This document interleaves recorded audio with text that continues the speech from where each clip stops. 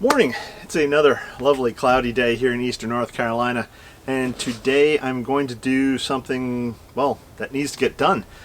Often when we're working in the garden or we're looking to work in the garden, there's things that have to get done. There's things we want to do, like we want to plant up the nice flowers and whatnot, and maybe do some other fun projects, but sometimes you have to do certain things that you don't necessarily want to do, but they need to get done. So today I'm going to be doing some cleanup around the deck and elsewhere in the garden because we're supposed to get a winter storm. Now, I'm not too concerned overall about this storm, other than the fact that the roads might get icy, but I don't plan on going out. But I am concerned about some of the plants that are starting to shoot up because, again, I'm in growing zone 8A. Today is supposed to be 60 degrees. Tomorrow I think is going to get down to 30. So there's that temperature swing, and some plants are starting to sprout up, which means they have fresh new young growth.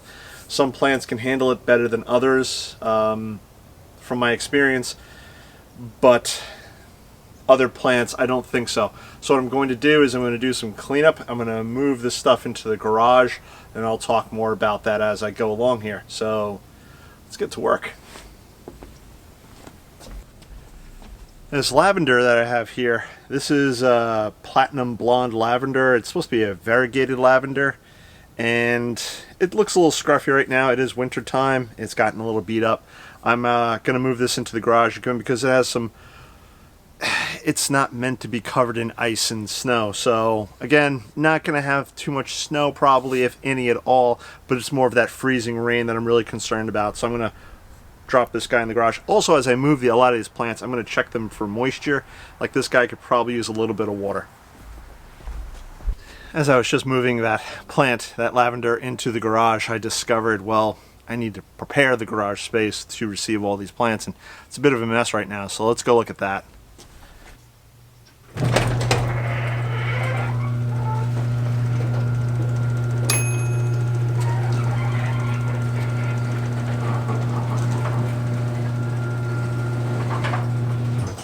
Don't look at my messy garage. It's a bit of a mess.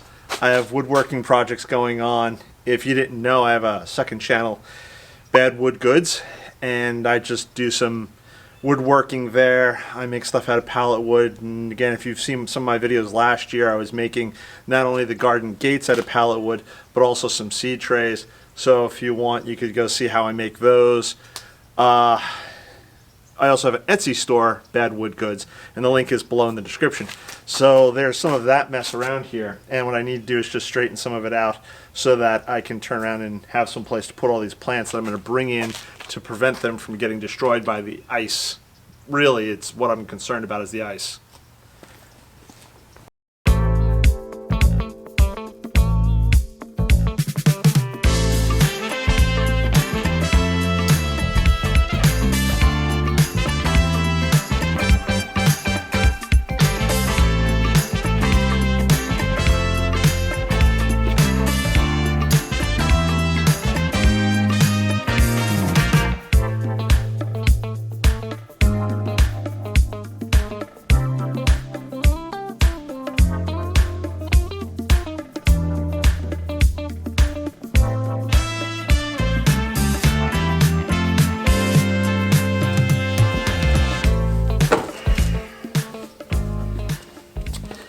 Now, many of these plants are cold tolerant, at least in growing zone 8A, and they can take those hour to 2 hour freezes that we sometimes get early in the morning.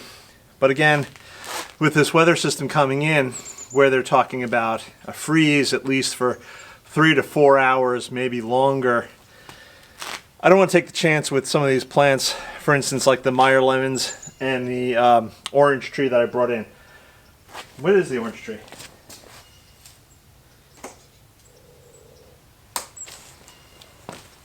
Easy peel clementine tree. Clementine, tomato.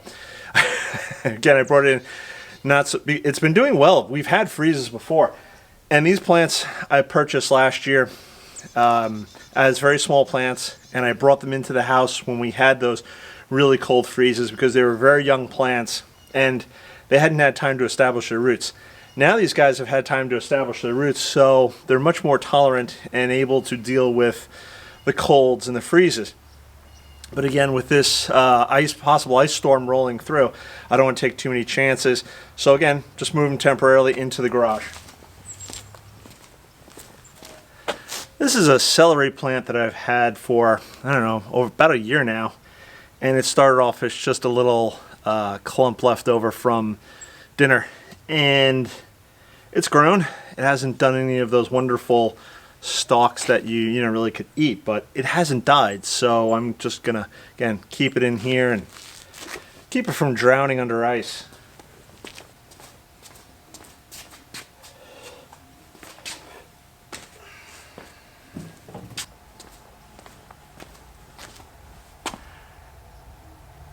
I've had these two boxwood cuttings in a cold frame up on the deck for quite some time, and strangely enough they don't seem to be dead, which is odd. I'm gonna pop them up and put them with the rest of the boxwoods. I gotta show you guys something. It's a little on the gross side, and I've never really seen this. I've heard about this, but I've never really seen it, and now I've seen it and smelt it. So this is the back of the vegetable garden. I have all these wood chips. I'm trying to dig a trench through here to finish up the fencing this winter. And there's this awful rotting like a meat smell. And I believe it's coming from these guys. This one here and this one.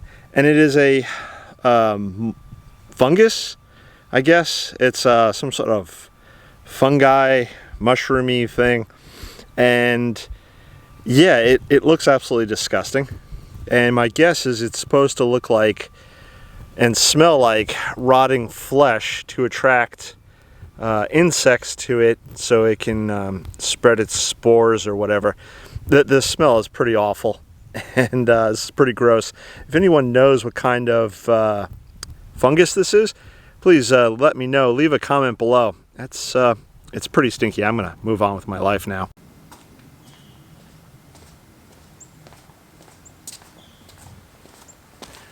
I think that's about it for the deck. I have a couple of pawpaw trees that are up there. If you watched my videos from last year, you know last February I bought some pawpaws. They were actually doing quite well throughout the spring and summer. Towards the end of summer, they seemed to be struggling, like they had something wrong with them, and I don't know what it was. Part of my theory was they were lacking a certain nutrient, possibly magnesium, so I bought some magnesium and I did a little fertilizing with that. And the other part of my theory was they were getting too much water because I was watering them probably every other day since they were in pots, and maybe that helped them decline. Either way, they still seem to have some buds on them, so they don't seem completely dead, which is a good thing. Although they've lost all their leaves probably early fall, which it seemed too soon for me, but I don't know the life cycle of a pawpaw and how it does its things. I'm very ignorant of that. If you've ever grown a pawpaw tree, please leave any tips, advice. I do have a book on it. I have to read up on it, but like I said, they have buds, so they don't seem like they're dead. What I'm going to do is I'm going to turn around and maybe put some clear, I don't have clear, maybe, you know, I have to go to the hardware store anyways later today. Maybe I'll see if they have some clear plastic trash bags. If so, I'll put them over the trees just to give them some reprieve from the freezing ice. And especially I don't want any ice accumulating on the branches. They're still small and tender plants. I don't want them breaking or being damaged otherwise. Worst case scenario, I'll just throw some white trash bags that I have over the top of them. Again, just to hopefully help the ice from accumulating on the branches and weighing them down or breaking them. There is one other area where I have a lot of tender plants that I have to bring in, and let me go show you that now. So welcome back to the potting bench here behind the garage. And on here I've had a lot of plants that are either potted up waiting for this upcoming spring to be planted out in the yard, or just plants I didn't know what to do with, so they're here, or maybe I wanted some decoration on the potting bench. Either way, I'm going to go through real quick and take a look at what I have and then determine what I'm going to put in the garage. So, for instance, what are these? These are Star of Hollands. So Star of Holland is a bulb that can remain outside. I don't think that's going to be hurt too much. So I'm going to leave that. Here we have a couple of mums. The mums should be fine. Again, they're pretty cold hardy. I know in New York you could pile it full of 3 feet of snow, and come the springtime they'd bounce back. They'd be fine. Next we have some grape hyacinth. They're going to be fine. Now this guy here, and I have a bunch of these. This is a living coral peony, but it's a peony, and though peonies are cold hardy, this guy has got some tender new growth on it. And that concerns me, again, with the ice that we're supposed to get, not so much the cold, because we've had freezing temperatures. So I'm going to put him in the garage. Again, this is only for about less than 24 hours. They should be fine. This guy has got plenty of moisture right now. Peony. And again, these peonies are, they're just putting on fresh growth. And it's because we have these warm winter days. You can see this guy right here. Look at this. This is all new, tender growth. The ice would just probably destroy that. And the plant would probably still be fine come the springtime because it'll throw up new shoots. Why? I just, I'll move him into the garage temporarily, and then he can come back outside. Moving all this stuff around here on the potting bench also gives me the opportunity to see what I have, what I don't have, and reorganize, as it were. So again, I'll take some of this stuff off today, and probably by Saturday I'll be putting a lot of the stuff back on the bench, and just it'll give me a chance to reorganize. Maybe I want some plants, because this spot doesn't get a lot of sun throughout the day. It gets afternoon sun, which again is fine for a lot of these plants, which I want to be in a sort of a dormant state. I don't want them really growing, although you can see from the peonies that they are starting to throw up sprouts, even with 3 to 4 hours of sunlight. Now over here I have a hibiscus, and though it has some buds on it, it's really not doing much. So I'm going to leave the hibiscus on the bench here. I just noticed something over here. This is a Garden View Scarlet Bee Balm, and I don't know what the ice would do to this guy here in this pot. So again, I'm going to move him into the garage just temporarily, and probably by Saturday he'll be back outside again. This is a Blue Glow Globe Thistle. Say that 3 times fast. And this guy has got this tender growth here. And again, with the ice, don't want to take any chances. I'll move him out. Now many of these plants are supposed to be cold hardy, but with tender growth, ice, probably not going to be a good thing. This is a Black-Eyed Susan coneflower, and it's got these little leaves on it. Again, I don't want to take the chance. So what's left on the bench here is some boxwoods, hibiscus, which again only have the littlest buds. They really haven't opened up or anything. Some pots with bulbs in them, chrysanthemums, and that's about it. So I think all that is going to be good to go. Hopefully it'll be fine. Cross my fingers. I don't know how much ice we're going to get. The weathermen say one thing, but then Mother Nature she does her own thing, as so often she does. So let me show you what I am going to put in the garage, which I've already gone in detail, but let me show you this. I've turned around and filled this gorilla cart full of the plants that I'm moving in, which are going to be a lot of just these peonies, which have been starting to come up, and some of these smaller, more tender plants. And again, they're cold hardy. They can take a freeze, but it's more of that ice that allegedly we might be getting in the next 24 hours that I'm really concerned about. So these all have plenty of moisture. I will move in this garage. I'm filming this on Thursday, so hopefully by Saturday morning, when it's really freaking cold out here, but the storm has passed, I will move them back out here. The garage is unheated, so they will get cold in the garage, so it's not going to be a temperature shock moving them from the garage back out to the potting bench. I brought in all the soft perennial stuff that I'm worried about that is in pots that was on the potting bench or up on the deck. There's other stuff that maybe I should do something about, but I'm going to take my chances and take the risk here. Leave them out. Again, we may not get any ice at all. It is supposed to get below freezing, which I'm pretty sure it will. Who knows what's going to happen? Mother Nature will do what Mother Nature does. There's so much coming up. There's tree pruning, there's seeds to talk about, there's my seed starting station, there's, you know, we're approaching February, so there's a lot going on. There's the greenhouse, which may be delayed now because of the crazy weather they've had up in British Columbia.